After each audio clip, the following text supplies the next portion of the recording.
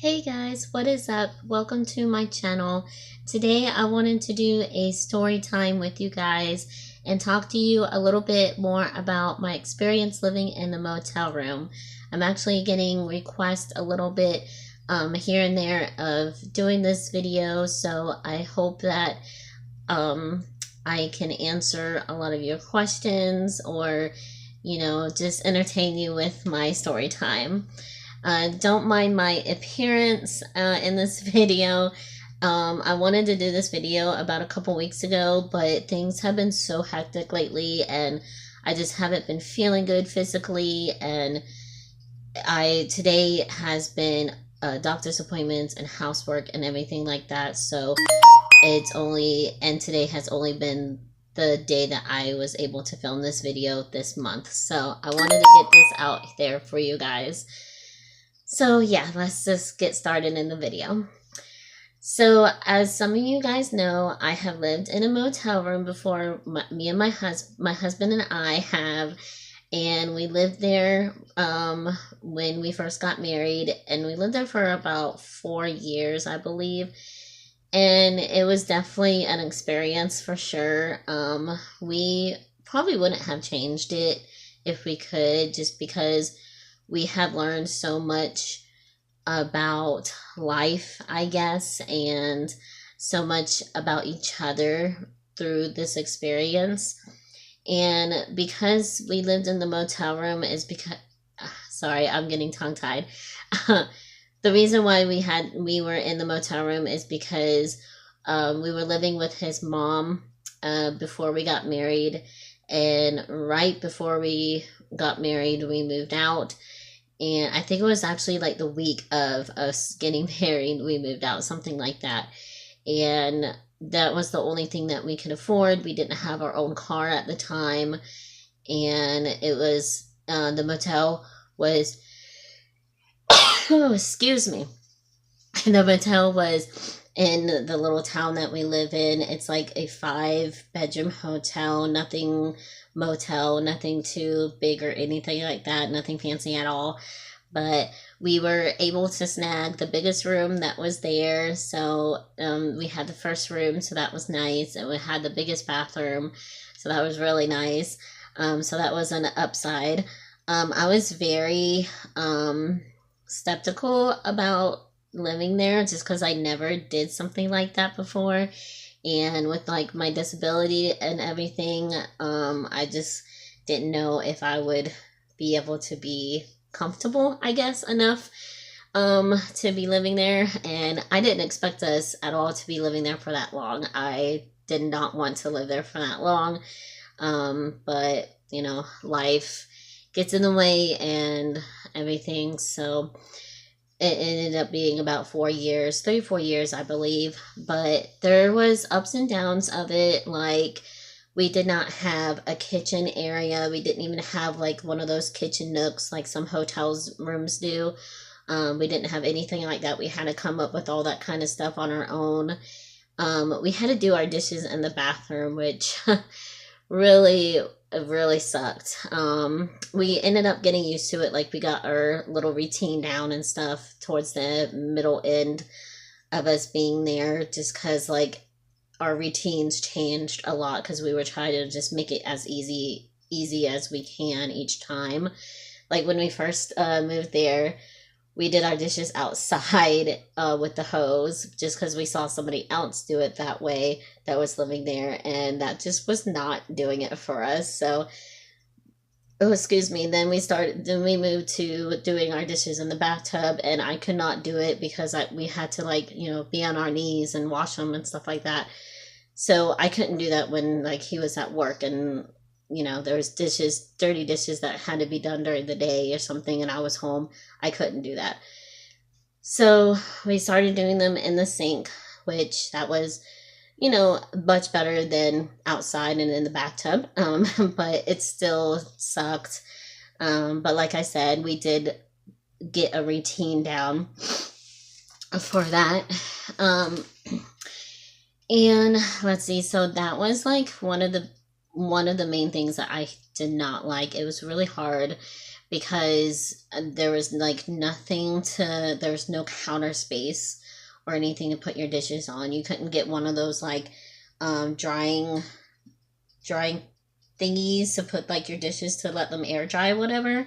um there was none of that to be able to put on, no space, so we just had to really think and figure things out on how to do things like that. And it definitely brought us together a lot closer, for sure. And with being in one room, it's like one square room, and the only other room is the bathroom. So me and him were on top of each other all the time, besides like if I was at a friend's house or if he was at work during the day or something. Other than that, we were on top of each other all the time when we were in the room together. Unless like he went outside. But yeah, we always saw each other. We were always like this. And it was good, but you like your space sometimes. You like your privacy sometimes, even from your significant other. Everybody deserves their little privacy time, little me time, and we never got that. So, and when we like fought, it was hard to, I like to walk away sometimes and like cool off and give myself some time when I get mad. But I couldn't do that. I couldn't do that in the motel room because there was really nowhere to go except outside or in the bathroom. Sometimes I ran into the bathroom, locked myself in there just to give myself some cool time.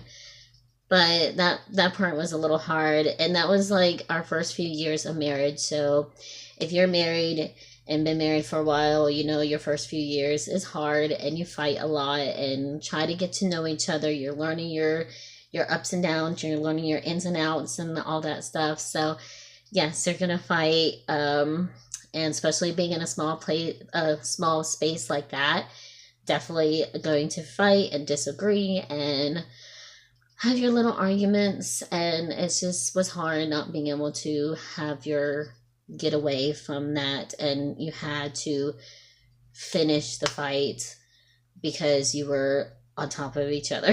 You were like in each other's space. So that was a downer. Dishes thing was a downer. Not having a kitchen was definitely a downer. We had a college dorm size refrigerator, and let me tell you guys, having that for 4 years sucked. We actually had it for maybe 3.5 years, because I said, F it, I'm going to get something else than this because I can't do it anymore. We were only able to buy a certain amount of food. We were able to buy any ice cream or meats or anything like that unless we were going to eat it right then after we bought it, because the freezer was like this big. I don't know if you can tell like how I'm doing the size, but it was like a little tiny ice box. Like you couldn't put anything in there. If you put a little box of ice cream in there, a little container of ice cream, it would melt. It was horrible. And you would forget what you had in the refrigerator because you would put things in the back or whatever and can't see it, and I would have to get on my knees and to be able to get things, and that was horrible. And so luckily my aunt was giving away her excuse me, her mini refrigerator. It was like not a full-size refrigerator, but bigger than a dorm room refrigerator. She kept it in her garage, and she gave it to us, and luckily our landlord agreed that we were able to keep it in there because of the size. It wasn't so big, didn't really do much to the electric or anything, and she agreed that it was hard physically for me to deal with that fridge. So luckily we were able to keep it in. That was like a lifesaver. And we were able to buy ice cream and meats and keep it for more than a day, and we didn't have to like plan our dinners. We were able to buy freezer food, and buy more than just like $50 worth of groceries. You know, we were able to actually grocery shop the way that we wanted to shop.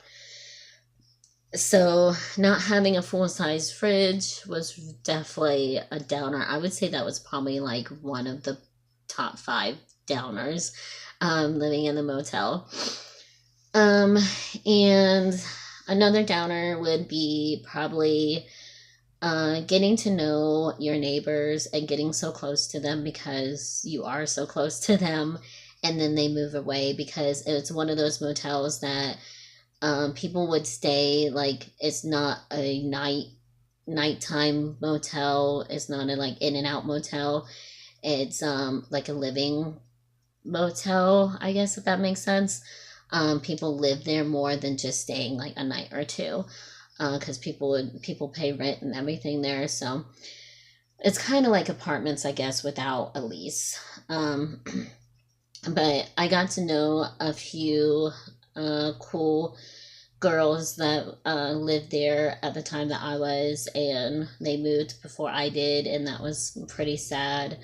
A couple, neighbors and whatever moved, and so that was kind of sad, but it was really cool getting to know them, and I still stay in touch with them through like Facebook and stuff, so that's pretty awesome.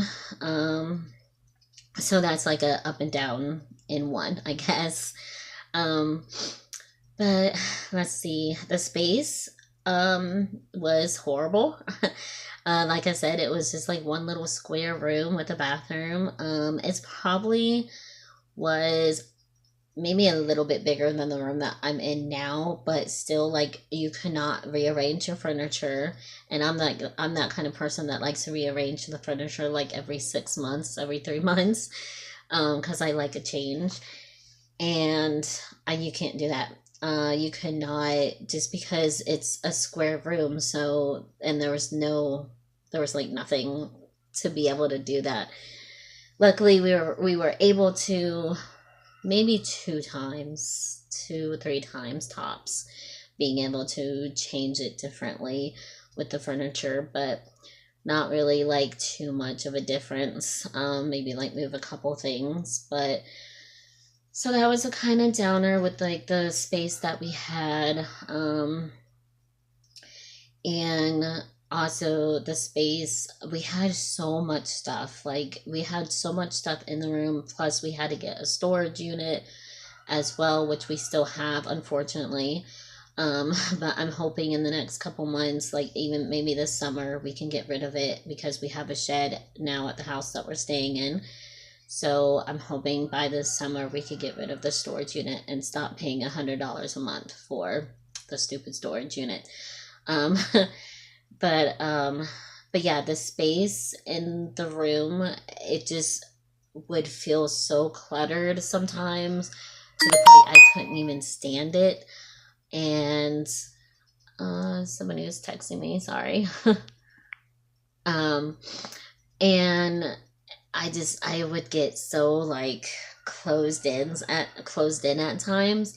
TMI, I know, but especially when I'm like on my period, I'm like would want change and would want to move everything and clean and stuff, but there was just ways that I couldn't do it the ways that I would want to, just because of the little bit of space that we had. It was horrible.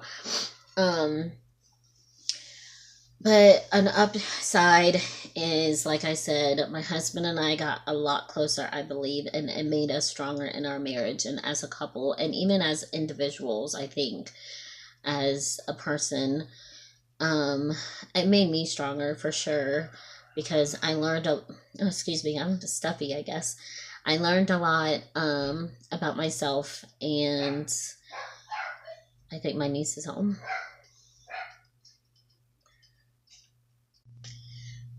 But yeah, so I believe that it did make us stronger as a couple and as individuals as well. We learned a lot, and we learned about each other, that's for sure. We learned quickly about each other, about our likes and dislikes, and how we live, and our needs and whatnot, all that stuff that married couples learn about each other. But we learned about that pretty quickly in our marriage because of living in the motel room.